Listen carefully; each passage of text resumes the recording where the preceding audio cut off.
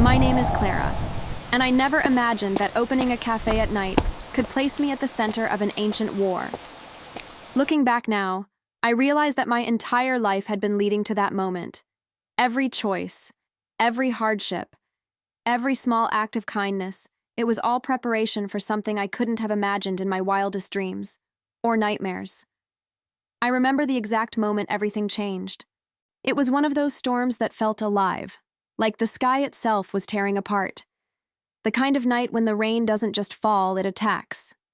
Thunder rolled through the city with such force that I could feel it in my chest, vibrating through my ribs like a second heartbeat. The wind howled like something wounded and desperate, tearing at trees and rattling windows with a fury that seemed personal. The streetlights flickered, casting shadows that seemed to move with intention, with hunger. The few people still out were running for cover, their umbrellas turned inside out by the brutal wind, newspapers and trash swirling around them in chaotic spirals. The storm had come out of nowhere. Weather reports had predicted a clear night, but around 10 p.m., the sky had turned black, not the natural darkness of night, but something deeper, more oppressive. The first drops of rain had hit the cafe windows like bullets. Within minutes, it was a deluge. I'd opened the Aurora Cafe 3 years earlier, after my mother passed away and left me a modest inheritance. Not enough to retire on, but enough to take a chance on a dream. I'd always wanted to create a place where people felt safe, where they could escape from whatever storms, literal or metaphorical, were raging in their lives. A sanctuary in the chaos. My mother would have loved it. She'd been a teacher, spending her entire career working with troubled kids in one of the city's most difficult neighborhoods. She used to tell me that everyone needs a place where they feel seen, where their hunger, whether for food or love or belonging, is met without judgment. That had stuck with me. The location was perfect. A corner building in an older part of the city, with large windows that let in light during the day and created this warm glow at night that seemed to draw people in. The previous owner had run it as a bookshop for 40 years before his retirement, and I'd kept some of the original shelving, filling it with donated books and comfortable chairs. The result was something between a cafe, a library, and a living room. My regulars told me it felt like coming home. That was the greatest compliment I could receive. I decided to stay open late because the neighborhood changed at night. There were shift workers who needed coffee at odd hours, nurses coming off the night shift, security guards, janitors. There were students studying for exams, spreading out textbooks and laptops across multiple tables.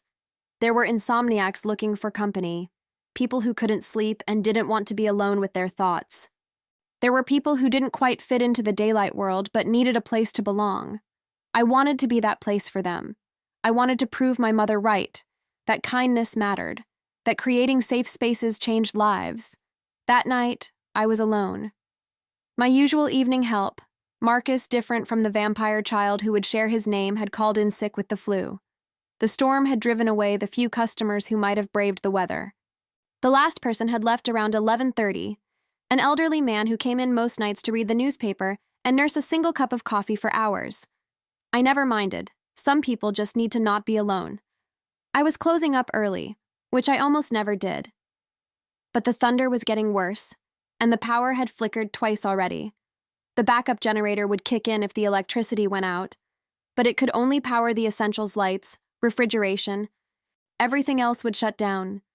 It seemed like a good time to call it a night, clean up, and go upstairs to my apartment above the cafe. I remember thinking about how quiet it was between the thunder, that oppressive, expectant silence that feels like the world is holding its breath. I'd just finished wiping down the last table, my hands moving in the familiar rhythm I'd performed 1,000 times. There was something meditative about closing up. The simple tasks, the familiar routine, the transformation of chaos back into order. That's when I heard it, the sharp, violent sound of glass breaking, not from outside, from inside. My first thought was that the storm had blown something through one of the windows. My second thought was to grab my phone and call the police, but something stopped me. There was no sound of wind rushing in, no cold air, no rain. Just that one sharp crack of breaking glass, followed by absolute silence. Not even the storm sounds penetrated it. It was as if someone had wrapped the cafe in cotton, muffling everything. My heart stopped. I grabbed the closest thing I could find, a wooden serving tray that I'd bought at an antique shop when I first opened. It was heavy, solid oak, with worn edges that spoke of decades of use. I held it like a weapon, feeling ridiculous even as fear made my hands shake. What was I going to do with a tray? But fear makes you do strange things. It makes you grasp at anything that might offer protection, however illusory. That's when I saw them. 3 children, just sitting there in the corner booth by the window, completely still. Not crying, not scared, not even particularly interested in me, just watching with these impossibly calm eyes. They couldn't have been older than 7 or 8. Their clothes were soaked, clinging to their small frames like a second skin, water pooling on the leather seat beneath them. Their faces were pale, almost luminous in the dim light of the cafe, with a quality that seemed both beautiful and somehow wrong, like porcelain dolls come to life. For a moment, I thought I was seeing things. The storm, the isolation, the late hour. Maybe I was more tired than I realized. Maybe I was hallucinating.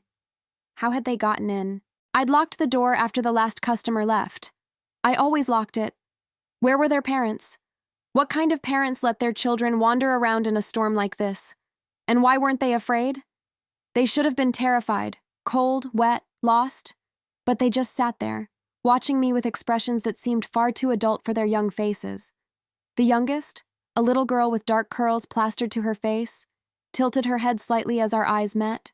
There was something knowing in that gaze, something that suggested she could see right through me, past my fear and confusion to something deeper. It should have been unsettling. Instead, I felt an odd sense of being understood. Before I could ask any of the hundreds of questions flooding my mind, the front door exploded inward. Not opened, not pushed, not even forcibly kicked, exploded. As if something with the force of a bomb had struck it. The door's solid wood, reinforced with metal brackets, simply shattered. Splinters flew inward in a perfect arc, somehow missing both me and the children by inches. The rain and wind rushed in with such force that I was thrown back against the counter, my hip connecting painfully with the edge. The serving tray clattered to the floor, and then I saw him. He stood in the doorway like something out of a nightmare. Massive. At least 7 feet tall, with shoulders so broad he had to turn slightly to fit through the frame. His hair was silver, not gray, but silver, like moonlight made solid, long, and wild, moving in the wind as if it had a life of its own, each strand seeming to writhe independently. But it was his eyes that paralyzed me, blood red, glowing, not reflecting the light like an animal's eyes might, actually glowing from within, like embers in the dark, pulsing with their own internal fire. He wore a long black cloak that billowed around him, and for a terrifying moment, I thought the storm itself was obeying him. The rain seemed to part around his body, droplets curving away as if repelled by some invisible force. The wind carried him forward rather than buffeting him. Even the thunder seemed to quiet in his presence, as if acknowledging a greater power. I couldn't move, couldn't breathe. Every instinct screamed at me to run, to hide, to do anything except stand there frozen like prey before a predator. But my legs wouldn't cooperate. My muscles had locked up. All I could do was stare as this impossible being stepped into my cafe, water streaming off him despite never actually seeming to touch him. The children didn't move, didn't flinch. They just sat there in their booth, watching him with the same calm interest they'd shown me. If anything, they seemed to relax slightly, as if his presence was expected.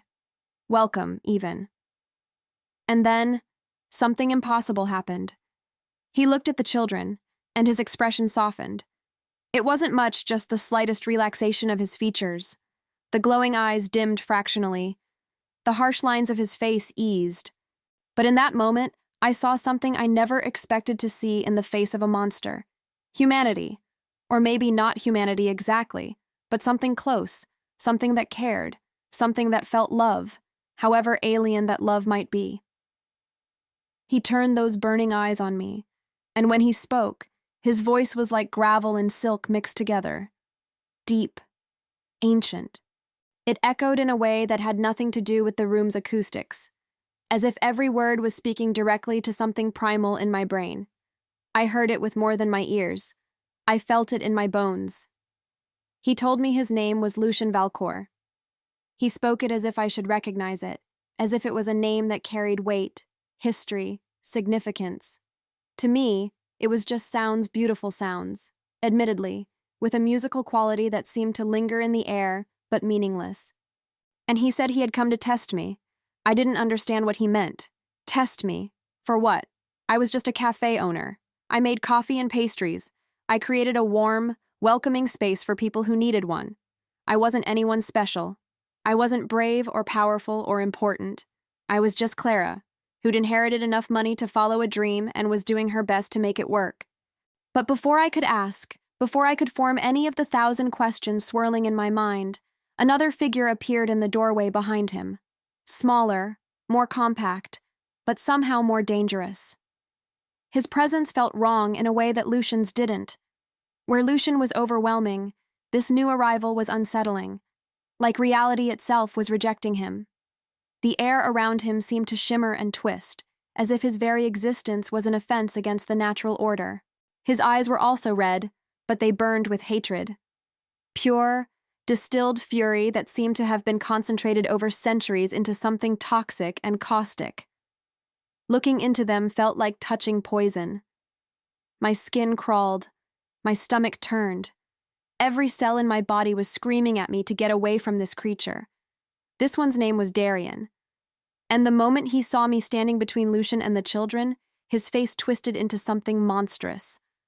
Whatever humanity I'd glimpsed in Lucien, there was none of it here. This was a predator looking at prey. This was hatred refined to an art form. He told me I had broken an ancient law, an absolute law, that no mortal could feed, protect, or touch the heirs of the Valcour bloodline without explicit permission from their tribunal. That I had committed a crime punishable by death.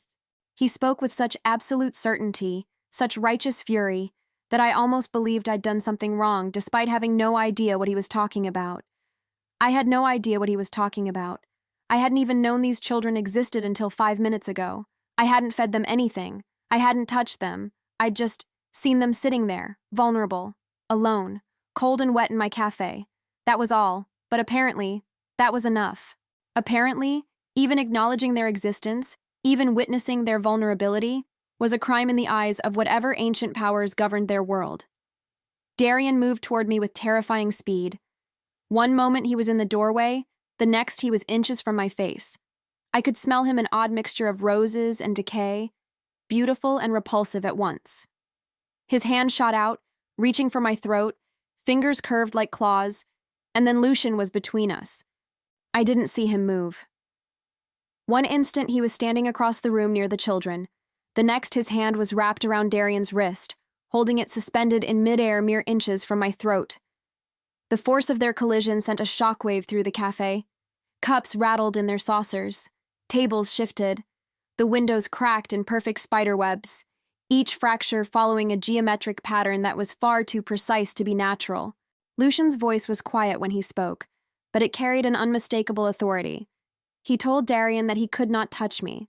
Not yet. That this was his trial, his test, and that Darian would respect it, or face the consequences. There was no anger in his tone, just absolute, unquestionable certainty. This was not a request.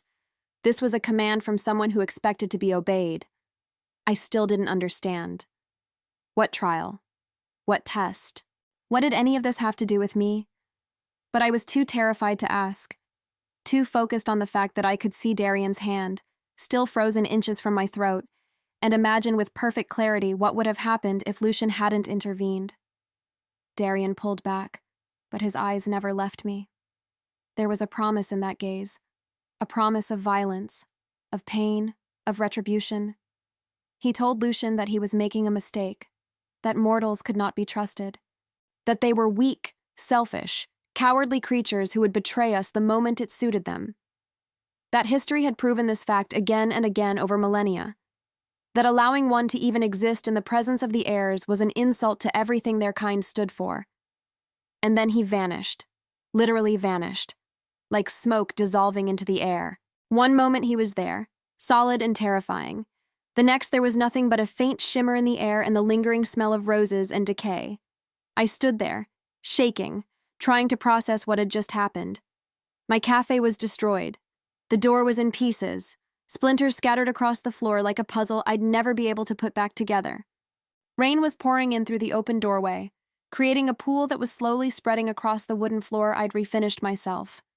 The windows were cracked but somehow still intact, and there were 3 impossibly calm children watching me from their booth, and a 7-foot vampire who had just saved my life standing in the middle of my cafe like this was all perfectly normal. Lucian looked at me for a long moment. His red eyes seemed to be searching for something, assessing me in ways I couldn't begin to understand. Then, in a voice that was almost gentle as that deep, ancient voice could be, he told me that I should serve them. Serve them? I must have looked as confused as I felt, because he explained. The children were hungry, cold, and I ran a cafe. So I should do what I did best. I should care for them, provide for them, show them what hospitality looked like. It was absurd, insane. There were vampires in my cafe, actual vampires. Not the romantic fiction kind, but real, terrifying creatures of darkness and power. Ancient laws were being invoked. Death threats were hanging in the air like humidity. And he wanted me to make hot chocolate. But when I looked at those 3 children, still sitting there so quietly, so patiently, water dripping from their clothes and hair, something in me shifted. They weren't monsters. They were just kids. And they were hungry and cold. And whatever cosmic drama was playing out around them, whatever ancient laws were being tested, none of that changed the simple fact that there were children in my cafe who needed care. So I did the only thing I knew how to do. I went behind the counter, fired up the espresso machine which miraculously still worked despite the power flickering, and started making hot chocolate. My hands were shaking so badly I almost spilled the milk 3 times. The bottle rattled against the counter. Chocolate powder dusted my hands and the workspace. But I kept going, falling back into the familiar routine because it was the only thing that made sense. Steam rose from the milk frother. The espresso machine hummed its familiar song. The smell of chocolate filled the air, warm and comforting, cutting through the ozone smell of the storm. I added extra marshmallows, the homemade ones I'd prepared that morning, infused with vanilla and just a hint of cinnamon. I warmed up some croissants from this morning's batch, crisping them in the toaster oven until they were golden and flaky. I found some butter cookies I'd baked yesterday, dusted with powdered sugar.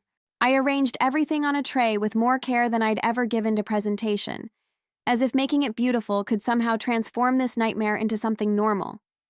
And then I carried it over to their table, each step feeling like I was walking toward something significant, something that would change everything. The moment I set the tray down, the youngest one, that little girl with dark curls, smiled at me. It was the kind of smile that could break your heart. Innocent, grateful, trusting, a smile that said she believed, completely and without reservation, that I would keep her safe, that I was good, that I cared. And that's when everything changed. The air in the cafe began to shimmer, not like heat waves rising from summer pavement, not like light through water. This was something deeper, more fundamental, like reality itself was bending. A warm, golden light started to spread from where I stood, rippling outward in soft waves that reminded me of stones dropped in still water. Each ripple carried warmth, comfort, safety. I looked down at my hands and saw them glowing, actually glowing, with this soft golden radiance that seemed to pulse in time with my heartbeat. It was the color of sunrise, of honey, of candlelight, of all the warm, safe, comforting things I'd ever known distilled into pure light. Lucian stepped back, and for the first time, I saw something like surprise on his face. His eyes widened slightly. His mouth opened as if to speak, then closed. He whispered something I couldn't quite hear. Something about the old magic, the forgotten magic, the magic that existed before vampires, before the laws, before civilization itself. I had no idea what was happening, but I could feel it. This warmth spreading through my chest, through my arms, through the entire cafe. It felt like love. If love were a physical force you could touch and see and breathe. Like kindness made tangible. Like every act of care I'd ever performed. Every cup of coffee offered with a smile, every conversation with a lonely customer, every safe space I'd created was manifesting as this impossible light. The children started eating, and with every bite they took, the light grew stronger. The broken door began to repair itself, splinters flying back together in reverse, wood knitting closed as if time was running backward, the cracked windows sealed, the spiderwebs of fractures disappearing as if they'd never been. Even the rain outside seemed to soften, falling in a gentler rhythm, as if acknowledging something sacred was occurring within these walls. The water that had pooled on the floor evaporated in seconds, leaving the wood dry and unmarked. The scattered splinters dissolved into motes of golden light that drifted upward and disappeared. The cafe transformed before my eyes, becoming somehow more than it had been.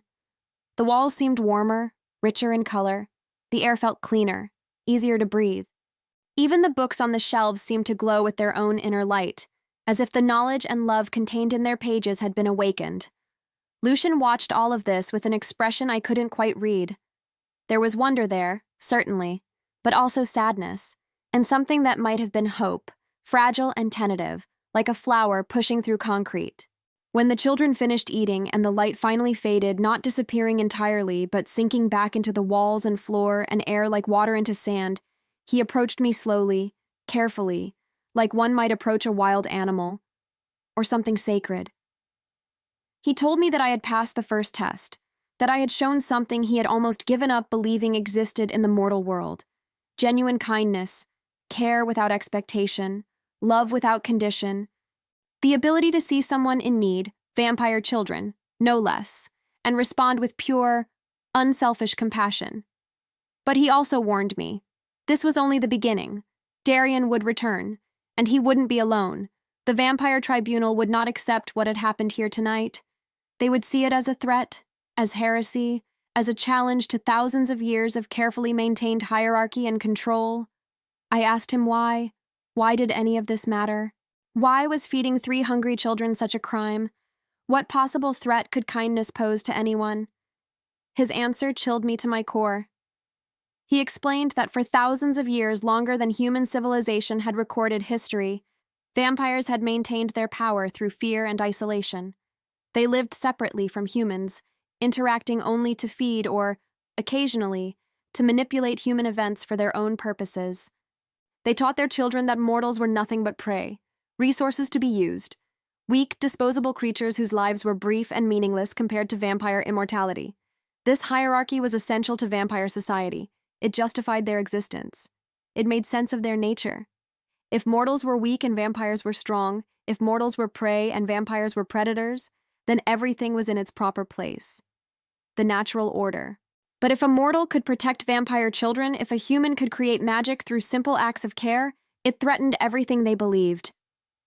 It meant that mortals weren't powerless, that humanity wasn't weak, that the strength to protect, to nurture, to love was just as powerful as the strength to destroy. Maybe more powerful. That maybe, just maybe, the old hierarchies were wrong. That maybe vampires weren't superior, just different. And maybe their isolation wasn't strength but cowardice. The tribunal couldn't allow that. So centuries ago, they had created laws to prevent it.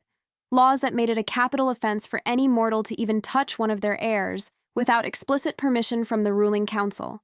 Laws that ensured vampires remained separate, superior, unchallenged in their dominance. But Lucian was different. He had lived for over 1,000 years, had seen empires rise and fall, had watched the vampire world become more cruel, more isolated, more hollow with each passing century, and he had begun to wonder if there was another way.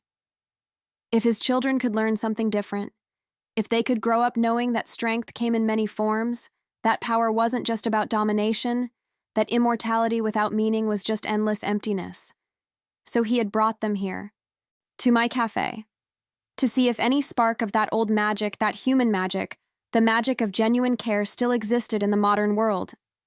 To test whether any mortal still possessed the courage and compassion to protect someone vulnerable, even when that someone was supposed to be the predator and they were supposed to be the prey. And apparently, I did. The next few weeks were the strangest of my life. And considering that my life now included vampires, ancient laws, and magical golden light, That was saying something. Every night, just after midnight, the children would appear. They never used the door. One moment the cafe would be empty, the next they would be sitting in their usual booth by the window. Always the same three. Always quiet, patient, polite. And every night, I would serve them. Hot chocolate, pastries. Sometimes soup on cold nights. Sometimes just warm bread with butter and honey. Those first few weeks, I was terrified. Every night, I would steel myself before opening, wondering if this would be the night Darian returned. If this would be the night the tribunal decided that one human's defiance was too much to tolerate. I jumped at shadows. I flinched at every unfamiliar sound. I kept my phone nearby, though I had no idea who I would call if something happened. The police? What would I say? That vampires were attacking my cafe? But slowly, gradually, I began to relax. The children's presence became familiar, comforting even. They brought a sense of purpose to my nights. I wasn't just running a cafe anymore. I was creating something meaningful, something that mattered. And every night, that golden light would appear, growing stronger, more stable, more responsive to my intentions. At first, it only appeared when I actively served the children, when I was consciously choosing to care for them. But after a few weeks, I noticed it would sometimes flicker into existence when I was just thinking about their well-being. When I was worrying about whether they were safe during the day, when I was planning what to make for them the next night, the cafe itself seemed to change. The walls became warmer, richer in color, as if absorbing some of that golden light and holding it. The air felt safer, more protected, like there was an invisible barrier between us and the darkness outside. Even the streetlights outside burned brighter, as if the building itself had become a beacon of light in the darkness of the city. Neighbors started commenting on it, asking if I'd changed the exterior lighting. I hadn't. The light was coming from something else. Something impossible to explain. I started to learn their names, their personalities, their individual quirks. Elena, the youngest, with her dark curls and quick smile. She was 7, and she loved stories with a passion that reminded me of myself as a child. Every night she would ask me to tell her about my day, about the customers who came in, about anything and everything. She soaked up information like a sponge, curious about this human world she'd been taught to see as nothing but a food source. She wanted to know what people did during the day, what jobs they had, what made them laugh, what made them sad. She was building a picture of humanity that was completely different from what she'd been taught. One night, she asked me if humans dreamed. I told her yes, of course we did. She was silent for a long moment, then whispered that vampires dreamed too, but that she'd been told it was a weakness, a remnant of their human past that they should try to suppress. But she liked dreaming. She had dreams about flying, about sunshine, about playing in parks during the day like the human children she'd watched from shadows. I told her that dreams weren't a weakness. They were a gift, a way our minds processed the world and imagined something better. She smiled at that, and I saw her shoulders relax, as if I'd given her permission to be more than what she'd been taught. Marcus, the middle child, who never spoke but watched everything with intense curiosity. He was 8, and he was fascinated by how things worked. He would spend hours observing the espresso machine, the way steam turned water into coffee, the chemistry of baking. Sometimes I would catch him staring at his hands with this expression of wonder, as if he was seeing them for the first time. Not as weapons, not as tools for killing, but as instruments that could create, that could touch gently, that could show care. I started letting him help me in the kitchen, teaching him how to measure ingredients, how to mix dough, how to time the baking perfectly. He was meticulous, precise, approaching each task with an intensity that was both endearing and a little heartbreaking, as if he was trying to prove to himself that his hands could make something beautiful instead of just taking life. The first time he successfully baked a batch of cookies on his own, he stared at them for a full minute with tears streaming down his face. Then he looked at me and signed something I later learned it meant, "Thank you." And I understood that this was about more than just cookies. This was about discovering a part of himself he'd never known existed. And Victor, the oldest at 9A, who was protective of his siblings in a way that made my heart ache. He would always enter first, checking the cafe before allowing Elena and Marcus to follow. He would sit on the outside of the booth, positioning himself between his brother and sister and the rest of the room. He asked questions about safety, about protection, about what I would do if someone tried to hurt them. As if he couldn't quite trust that this sanctuary was real, as if he was waiting for the moment when it would all fall apart. I learned that Victor had been the one to protect his siblings even before they came to my cafe. That when their father was away and other vampires would test the children, would mock them for their youth or their vulnerability, Victor would stand between them and the threat. He'd taken beatings, he'd endured humiliation, all to keep Elena and Marcus safe. He was 9 years old and already carried the weight of the world on his shoulders. One night, after his siblings had fallen asleep in their booth, yes, vampire children apparently could sleep if they felt safe enough, Victor asked me if I was afraid. I told him honestly that yes, sometimes I was terrified, that I lay awake during the day wondering if Darian would return, if the sanctuary would hold, if I was strong enough to protect them. He nodded, like he'd expected that answer. Then he asked why I did it, if I was afraid, why I didn't just close the cafe and go somewhere safe. I thought about it for a long time before answering. Finally, I told him that being brave didn't mean not being afraid. It meant choosing to do the right thing even when you were terrified. That fear was normal, natural, even healthy. But letting fear control your choices, that was when you lost yourself. That I'd rather live a short, meaningful life standing up for what I believed in than a long, comfortable life, pretending I didn't see people who needed help. He looked at me for a long moment, those ancient red eyes studying my face. Then, for the first time since I'd met him, he smiled. Really smiled. And he told me that he understood now why his father had brought them here. Why Lucian believed that humans had something vampires had lost. Not physical strength or magical power, but the courage to care even when it cost everything. The strength to choose love over fear. They were just children. That's what kept surprising me, even as I got to know them better. Yes, they were vampires. Yes, they had powers I couldn't begin to understand. Strength, speed, senses that far exceeded human capabilities.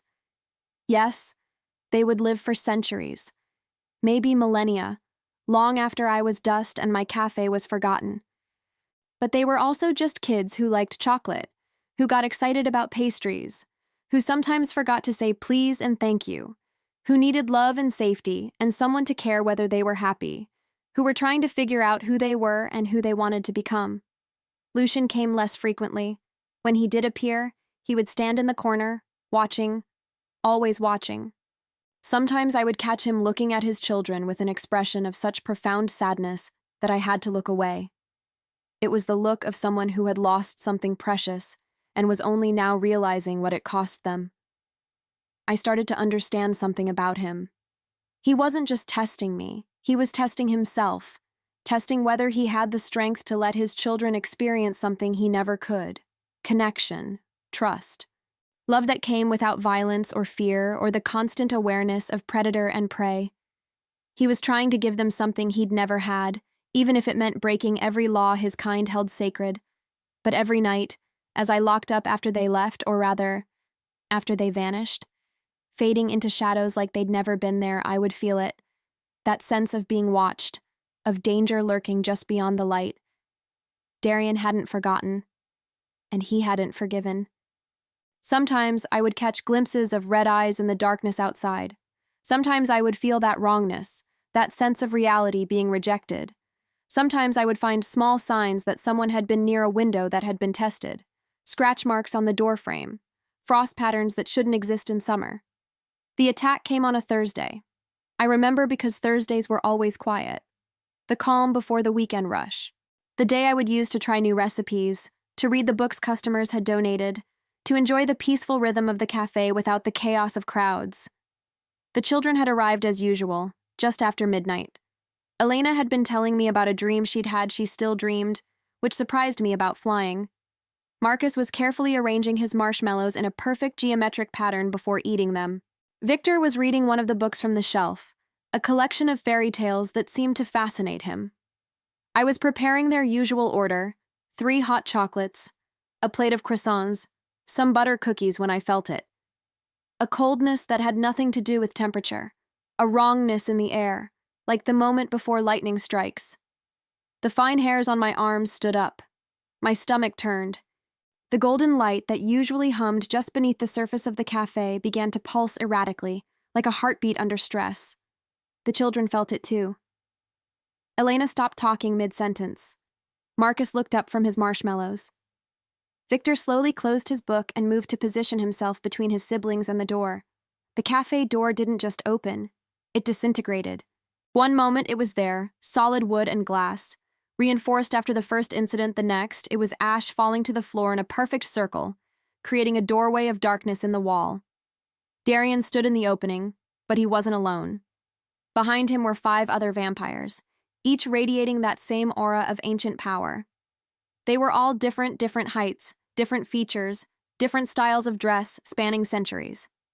But they all had those red eyes. They all carried that sense of wrongness, of reality rejecting their existence. And they all looked at me with the same expression of cold fury. And behind them, I could see more, dozens more, filling the street, blocking every exit. Some were standing on rooftops. Others were perched impossibly on streetlights. They surrounded the building like a siege, creating a wall of supernatural power that made my knees weak. Darian spoke, and his voice carried that same echo as Lucian's, but twisted. Where Lucian's voice had been powerful, Darian's was poisonous. Where Lucian commanded with authority, Darian demanded with malice. He told me that my crime had been reported to the full tribunal, that they had convened for the first time in a century to address this heresy, that representatives from every major vampire bloodline were present to witness my judgment, and that they had reached a unanimous decision. I was to be executed, immediately, publicly. As an example to any other mortals who might dare to forget their place in the natural order, they would burn my cafe, scatter my ashes, and erase any memory that I had ever existed, and the children, they would be taken, re-educated, taught to forget that this place, this human, had ever mattered. They would learn the proper lessons. They would understand what it meant to be vampire, and any memory of warmth, of kindness, of the golden light would be burned out of them until only the hunger remained. I looked at Elena, Marcus, and Victor. They were huddled together in their booth, finally showing fear. Real, childlike fear. Elena was crying, tears streaming down her pale face. Marcus had his arms around her, trying to be brave. Victor stood in front of them both, trying so hard to protect them with nothing but his small body and his desperate courage. Something inside me broke. Or maybe it awakened. I'm still not sure which. I stepped between Darian and the children. I told him no. Just that. No. Simple. Final. He laughed. It was the kind of laugh that made your bones ache, that made you want to curl up and hide. He told me I had no power here, that I was nothing, a mortal, a mayfly with delusions of significance, that my little light show was meaningless against the combined might of the tribunal, that hundreds of vampires, thousands of years old, were standing outside ready to tear me apart the moment he gave the command. And then he raised his hand, and black flames erupted from his palm. I'd never seen fire like this. It didn't just burn, it consumed. It ate light. It devoured hope. Where it touched the floor, the wood didn't char or blacken. It simply ceased to exist, replaced by an emptiness that hurt to look at, an absence so profound it seemed to pull at the edges of reality itself. Darian sent the flames toward me, toward the children, in a wave of absolute destruction. They rolled across the floor like a tsunami of darkness, eating everything in their path. And I did the only thing I could think of. I grabbed the nearest cup of hot chocolate. The one I just made for Elena, complete with extra marshmallows and a dusting of cocoa powder. I threw it at the flames. It should have been useless, absurd, liquid against magical fire that consumed reality itself. But the moment the chocolate hit the black flames, there was a sound like glass breaking, like reality itself flinching, and the flames recoiled. I looked down at my hands and saw that golden light again. But this time it wasn't soft. It was blazing. Fierce, protective. It burned with the intensity of a mother protecting her children, of a guardian standing against impossible odds, of love so pure and powerful that darkness itself had to retreat. I started grabbing everything, every cup, every plate, every pastry I'd made with care. Each one I touched began to glow with that fierce golden light, and as I threw them not at the vampires, but around the children, creating a circle they transformed. The hot chocolate became liquid light that flowed across the floor, creating barriers. The croissants became shields of pure warmth that hung in the air. The cookies became stars that pulsed with protective energy, orbiting the children like a miniature solar system. Darian's flames couldn't penetrate it. Every time they touched the barrier, they would hiss and retreat, as if burned by something hotter than themselves. The black fire that consumed reality couldn't consume this. Because this wasn't just magic. This was love made manifest. This was the power of caring so deeply that you would face impossible odds without hesitation. The other vampires tried next. They threw spells that should have shattered stone, curses that had toppled kingdoms, ancient magic that predated human language. The air filled with power so intense it made my ears ring, but none of it could breach the circle. None of it could touch the children, because it wasn't really about the food. It wasn't about the light. It was about what those things represented. Care, love, the fundamental human truth that some things matter more than survival. That protecting the innocent is worth any cost. That choosing to stand against cruelty, even when you have no power, is the most powerful thing you can do. And that truth was older than vampires. Older than their tribunals and their laws. It was the magic that had existed before civilization, before language, before the first stories were told. The magic of a mother protecting her child, of a stranger offering warmth to someone cold, of choosing kindness in a cruel world. Elena, Marcus, and Victor watched all of this with wide eyes. And then, slowly, they started to help. Elena picked up a spoon that had been on their table and held it like a wand, concentrating. Golden light burst from its tip, sending ripples of protective energy through the barrier, strengthening it. Marcus touched a plate with one small hand, and it began to hum with a frequency that made the attacking spells shatter before they could even reach us. Victor grabbed a napkin and it transformed into a banner of golden fire that flew around the circle, creating a second layer of defense. They understood. Even as children, even as vampires raised to see humans as prey, they understood what this meant. That they weren't powerless. That they could choose to protect, not just destroy. That they could be more than what they'd been taught. That the strength to care was just as real as the strength to kill, and maybe more important. The cafe itself began to respond. The walls glowed with that golden light, pulsing in rhythm with our combined heartbeats. The ceiling sparkled with starlight that shouldn't exist indoors. The books on the shelves flew open, pages fluttering, releasing golden light that had been absorbed from thousands of readings, thousands of moments of people finding comfort in words. Even the rain outside changed, falling in rhythm with our hearts, each drop carrying a fragment of that golden light, transforming the street into a river of living protection. Darian and his tribunal threw everything they had at us. Hours passed, or maybe minutes. Time felt strange within the protection of the golden light. They used magic so old and terrible that the air itself screamed. Spells that had destroyed cities, curses that had ended bloodlines. Power accumulated over millennia and focused with absolute malice. But it wasn't enough. It couldn't be enough. Because they were fighting with hate, with fear, with the desire to control and dominate and maintain their position at the top of a hierarchy they'd spent thousands of years building. And we were fighting with love, with the simple, unbreakable truth that some things are worth protecting, that caring for others, even when it costs everything, is what makes us human, what makes us real. Finally, as the first light of dawn began to touch the horizon, that pale blue light that meant morning was coming, Darian stepped back. His face was twisted with fury and something else, something that might have been fear, might have been doubt, might have been the first crack in a certainty he'd held for centuries. He told me that this wasn't over, that the tribunal would never accept this, that they would find a way to break me, to destroy this sanctuary I'd created, that I had made powerful enemies, and they were patient. They could wait decades, centuries if necessary. Eventually, my protection would fail. Eventually, I would be alone, and then they would have their revenge. But there was something in his voice. A crack. A moment of doubt that hadn't been there before. As if what he'd witnessed here tonight had shaken something he'd believed was unshakable. And then Lucian appeared. I hadn't seen him during the battle. I'd assumed he'd stayed away, that this was my test to face alone. But he was there now, standing in the doorway with the rising sun behind him, and he looked different, not weaker in the daylight, as the myths suggested vampires should be, but somehow more real, more present, more human. The theatrical cloak was gone. The intimidating presence was muted. He was just a man, an impossibly old, incredibly tired man looking at his children with unconditional love.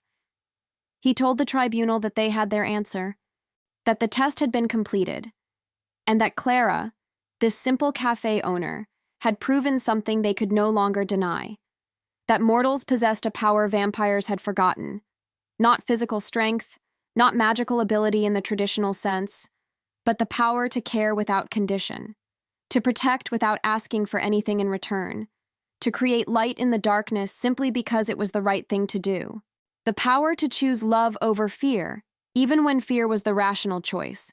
He proposed a new law, ancient in spirit, revolutionary in practice, that any mortal who offered warmth and sustenance without expectation of payment or service would be considered sacred, untouchable, that their sanctuaries would be recognized as neutral ground, where even the oldest vampire could not bring violence, where the old hierarchies didn't apply, where beings could meet as equals, not as predator and prey. The Aurora Cafe would become the first of these sanctuaries, a living law, a symbol that the old ways were not the only ways. That change was possible. That millennia of tradition could be challenged, and the world wouldn't end. Darian protested, of course. He argued with passion and fury. He raged about tradition, about natural order, about the chaos that would result if mortals were given such status. He reminded them of every betrayal, every disappointment, every reason vampires had separated themselves from humanity. But I could see the other tribunal members exchanging glances, uncertain, thoughtful, maybe even a little hopeful, because they'd seen it too. They'd felt that power. They'd witnessed something they couldn't explain away or dismiss. They'd thrown everything they had at a simple human woman and 3 children, and they'd failed. Not because they were weak, but because their opponent wasn't playing by their rules. And maybe, just maybe, they were tired. Tired of the isolation. Tired of the fear. Tired of being monsters when they could remember being something more. Tired of thousands of years of emptiness disguised as power. One by one, they left. Some with anger, disappearing in explosions of darkness or shadow. Some with curiosity, taking one last look at the cafe that had defied them before fading away. Some with what might have been gratitude, inclining their heads in gestures of respect before vanishing. But they all left. And when the sun fully rose, painting the sky in shades of pink and gold, it was just me, Lucienne, and the 3 children in the cafe, surrounded by the slowly fading golden light.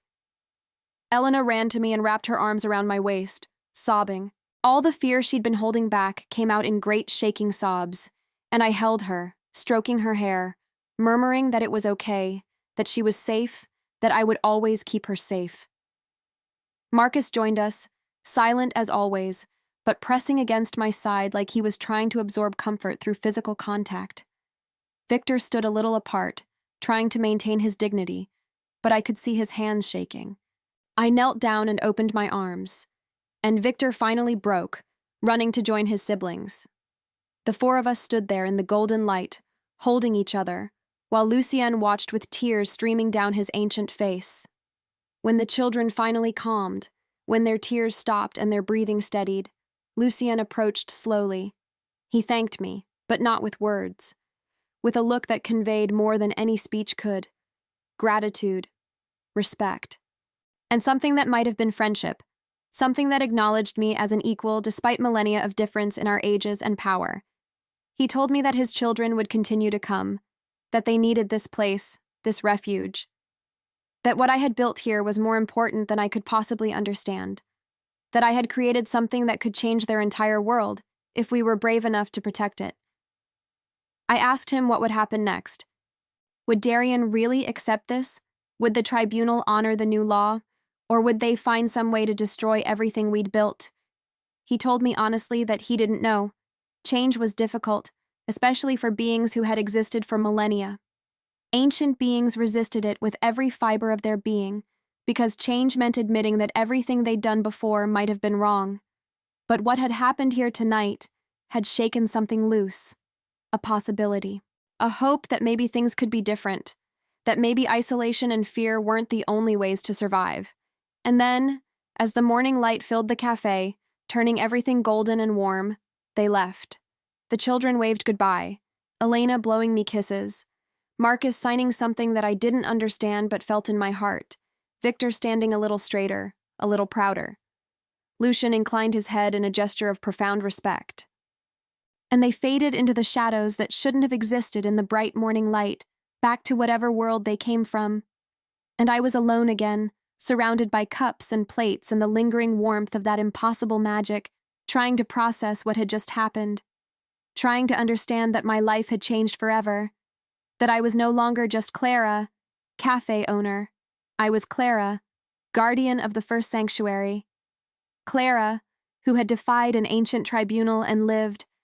Clara, who had proven that humans weren't powerless. That was 6 months ago.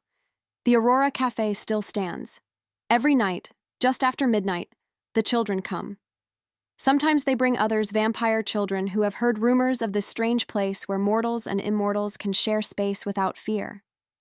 Where young vampires can learn that strength comes in many forms, that power doesn't have to mean violence, that it's possible to be more than just a predator.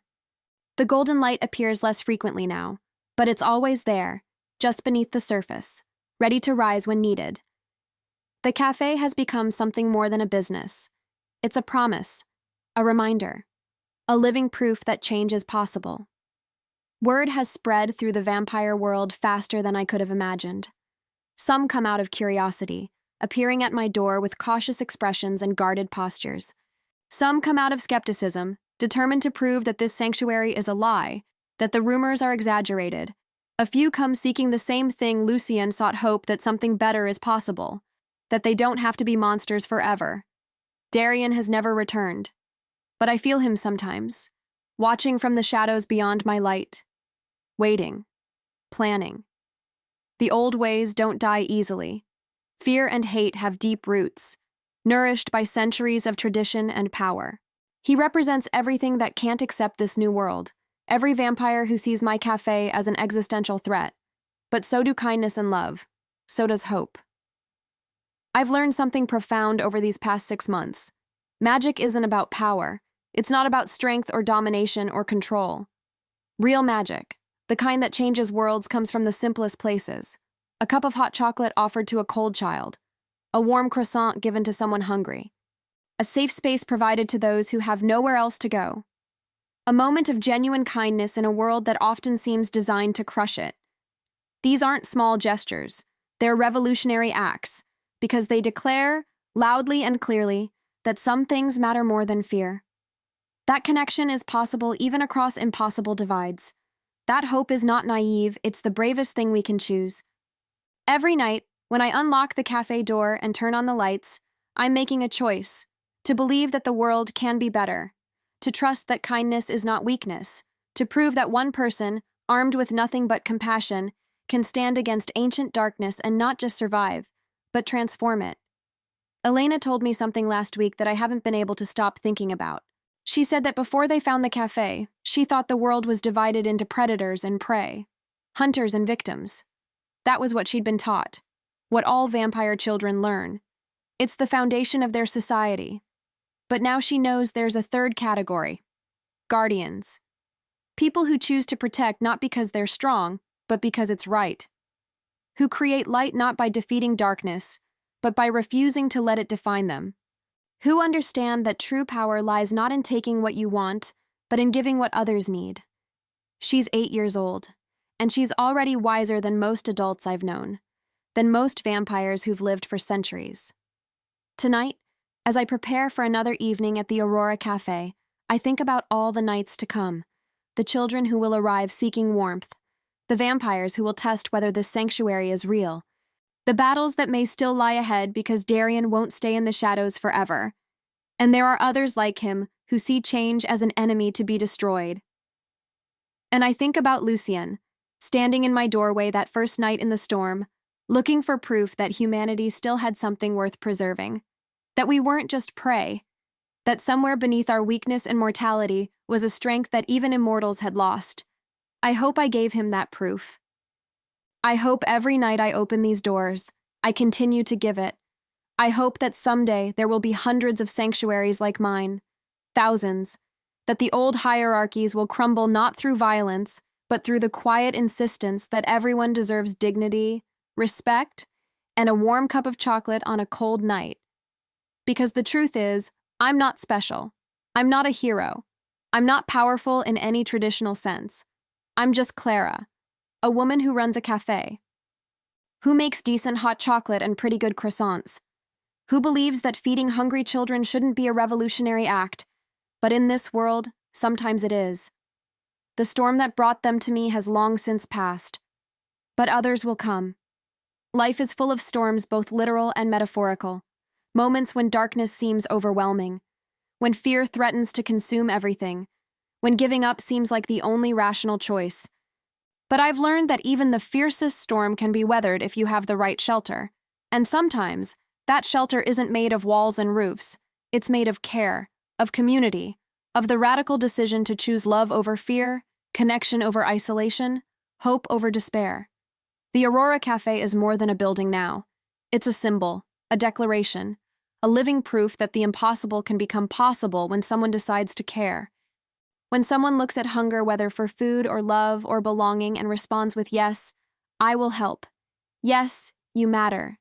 Yes, you deserve to be safe. Marcus spoke for the first time last month. After months of silence, after countless nights of watching and learning, he looked at me and said one word: home. That's what this place has become for him, for all of them. Not because it's safe from danger, we've proven it's not, but because it's a place where they can be themselves, where they're valued not for their power or their bloodline, but simply for being who they are. That's what everyone needs, really. Vampire or human, mortal or immortal. We all need a place where we can be seen, truly seen, and accepted, where our hunger, whether for food or love or belonging, is met without judgment, where we don't have to pretend to be stronger or weaker than we are, where we can just be. I think about the vampire tribunal sometimes, about Darian and his rage, his absolute certainty that mortals were beneath them. And I wonder if his anger comes from fear. Fear that if humans aren't prey, if we're capable of magic and strength and courage, then what does that make him? What justifies thousands of years of cruelty? It's easier to cling to old hierarchies than to face uncomfortable truths. Easier to maintain power through fear than to risk building something new through trust. Easier to keep people divided, predator and prey, strong and weak, us and them, than to acknowledge that we're all just beings trying to find meaning in our existence. But the children give me hope. They're learning different lessons. They're growing up knowing that strength comes in many forms, that protecting someone doesn't require fangs or supernatural speed, that the truest power lies in choosing kindness when cruelty would be easier, that immortality means nothing without meaning, and meaning comes from connection, from love, from choosing to care even when it costs you everything. Victor asked me recently why I do this, why I risk my life every night, opening my doors to beings who could kill me without effort, why I continue this experiment when it would be so much safer to close the cafe, to go back to a normal life where vampires are just myths and monsters stay in stories. I told him the truth, that I do it because I've seen what's possible. I've felt that golden light, that magic that comes from genuine connection. I've watched 3 vampire children transform from cautious, frightened creatures into confident, compassionate individuals. I've witnessed ancient beings question their oldest certainties. I've seen proof that change is possible, that thousands of years of tradition can be challenged, that one person choosing kindness can start a revolution. And once you've seen that kind of transformation, once you know it's possible, How can you turn away? How can you choose safety over hope, fear over possibility? How can you go back to believing that your actions don't matter, that one person can't change anything? The answer is, you can't. Not if you want to be able to look at yourself in the mirror. Not if you want to believe that your life means something. Not if you want to honor the memory of everyone who ever chose kindness in the face of cruelty, whoever stood up when it would have been easier to stay silent. So every night, I turn on the lights. I start the espresso machine. I arrange the pastries and prepare the hot chocolate. And I wait. Sometimes they come in pairs, sometimes in groups, always respectful, always grateful. They've learned that this is a sacred space, earned through vulnerability and trust, maintained through mutual respect and care. I've met vampires who are centuries old, who have forgotten what it feels like to be welcomed somewhere, who sit in my cafe with tears in their ancient eyes, overwhelmed by the simple experience of being treated with dignity, who tell me stories of isolation, of watching everyone they ever cared about die, of forgetting what connection feels like. I've met young vampires, barely turned, terrified of what they've become, finding solace in a cup of coffee and a listening ear, learning that becoming a vampire doesn't mean losing your humanity, that the capacity to care survives transformation, and always, always, there are the children, Elena, Marcus, and Victor, and now dozens of others, learning, growing, becoming something their parents never imagined possible, proving that the future doesn't have to look like the past. The golden light doesn't always appear now. It doesn't need to. The protection, the magic, has become woven into the very foundation of this place, into the walls, into the floor, into every cup and plate and table, into the air itself. The cafe has become a sanctuary not just in name, but in truth, a place where the old rules don't apply, where something new is being born. But I still feel it. Every time I serve someone with genuine care, every time I choose compassion over judgment, every time I create space for connection to happen, that golden light is still there, humming just beneath the surface, ready to blaze forth if needed. That's the real secret, I think. The magic isn't in me, it's in the choice. The daily, unglamorous choice to care, to show up, to believe that one small act of kindness can ripple outward in ways we can't predict or measure, to insist that everyone deserves dignity, respect, and a safe place to rest. Lucian visits occasionally. Not as often as he did at first. He trusts me now, trusts this place, trusts that his children are safe here. But when he does come, we talk. About his children's progress, about the changing vampire world, about the resistance he faces from traditionalists who view this cafe as a threat, about the slow, difficult work of changing a culture that has existed for millennia. He told me something profound during his last visit. He said that for millennia, vampires have defined themselves by what makes them different from humans: their strength, their immortality, their power, their position at the top of the food chain. They've built entire civilizations around the idea that they are superior, separate, above, that mortals exist to serve them, to feed them, to fear them.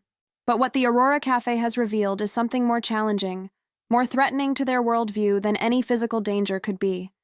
That vampires and humans share the same fundamental needs: connection, safety, love, purpose, meaning.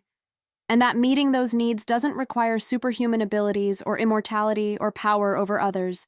It just requires showing up with an open heart. It just requires choosing to care. That truth is more threatening to the old order than any weapon, because it suggests that the hierarchies they've maintained for thousands of years are built on a lie. That power without compassion is hollow. That immortality without meaning is just endless emptiness. That being strong doesn't make you valuable. Choosing to protect those weaker than you is what gives strength meaning. I asked him if he regrets bringing his children to me that first night. If this experiment has cost him more than he anticipated. If he wishes he'd never questioned the old ways.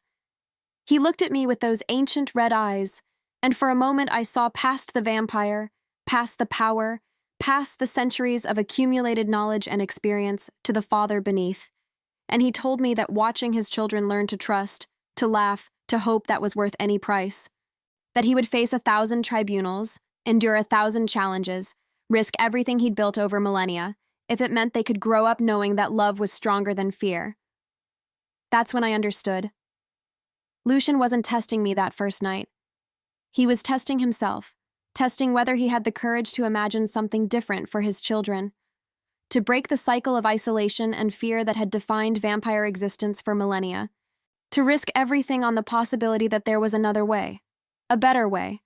And I was the means by which he could do that, a human who proved, through nothing but genuine care, that the old ways weren't the only ways, that change was possible, that love could exist across the divide between predator and prey, that choosing kindness wasn't weakness, but the strongest thing you could do. The responsibility of that sometimes keeps me awake during the day, when I should be sleeping. What if I fail? What if I make a mistake that destroys this fragile peace? What if Darian or another traditionalist finds a way to breach the sanctuary? What if I'm not strong enough, not wise enough, not good enough to carry this burden? But then I remember Elena's smile, Marcus's first word, Victor's growing confidence. I remember the tears of gratitude from vampires who never thought they'd experience kindness again. I remember that golden light, that impossible magic that emerged from nothing but the decision to care for hungry children. And I remember that I'm not doing this alone. Every person who has ever offered kindness to a stranger, every parent who has protected their child, every human who has chosen love over fear, they're all with me. This magic, this power, it doesn't belong to me. It belongs to all of us. It's the accumulated force of every act of compassion throughout human history, concentrated in this one small cafe at the edge of the city. If that can exist, if something that beautiful and powerful can emerge from something as simple as hot chocolate and croissants, then anything is possible. The city outside continues its endless rhythm. People go about their lives, unaware that in a small cafe at midnight, history is being rewritten, that ancient laws are being challenged, that the impossible is becoming routine, that the boundary between human and vampire, mortal and immortal, is becoming blurred by the simple act of sharing a warm drink and a safe space. Sometimes I wonder if other humans sense something. If that's why certain people are drawn to walk past the cafe at night, why they pause and look through the windows with expressions of longing or curiosity or half-remembered dreams. If somewhere deep in the human soul, we recognize sacred spaces, places where magic still exists, places where kindness is given form and power. I've thought about expanding, creating more sanctuaries, teaching others how to build these spaces of connection and care, sharing what I've learned about the golden light, about the power of compassion, about standing firm against darkness with nothing but love as your shield. But Lucian advised caution. Change this profound can't be rushed. It needs to grow organically, rooted in genuine intention, nurtured by people who truly believe in what they're creating. A sanctuary built for the wrong reasons, for power, for prestige, for self-aggrandizement would fail. Would become just another place where predator and prey meet, with a nicer name. So for now, the Aurora Cafe stands alone. A single point of light in the darkness. A promise that things can be different. A proof that one person, choosing to care, can change the world. And maybe that's enough. Maybe revolution doesn't require grand gestures or sweeping changes. Maybe it starts with one person deciding to do the right thing, regardless of the cost. One cafe welcoming those who have nowhere else to go. One cup of hot chocolate offered with genuine warmth. One moment of connection across an impossible divide. The children will arrive soon. It's almost midnight, and I can already feel that subtle shift in the air that announces their coming. The way shadows deepen. The way the golden light beneath the surface of the cafe begins to pulse in anticipation. The way my heart beats a little faster, excited to see them, to hear about their nights, to be part of their lives in this small but significant way. I'll make their usual orders. We'll sit together in comfortable silence or animated conversation, depending on their mood. The golden light will pulse beneath the surface, ready to rise if needed. Elena will tell me stories. Marcus will observe everything with those curious eyes. Victor will slowly relax, letting down the protective walls he builds to keep his siblings safe. And tomorrow night, I'll do it again. And the night after that.